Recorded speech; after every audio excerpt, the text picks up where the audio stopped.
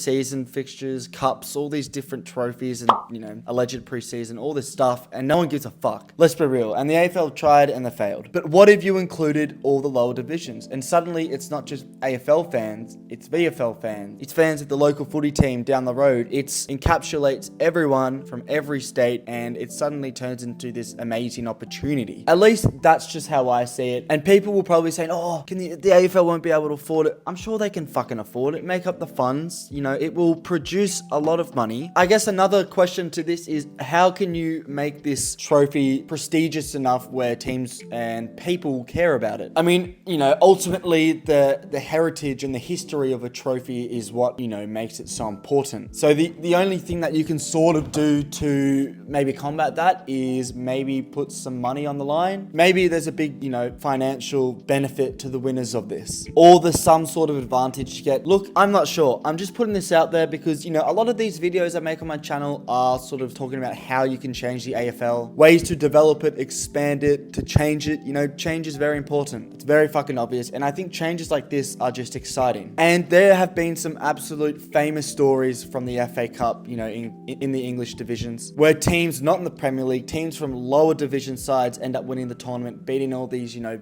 good teams with great players. Like, imagine if what's a good example? Imagine if Norwood or Frankston or, you know, one of those other lesser teams won. It is suddenly this amazing opportunity. If you play the FA Cup at the biggest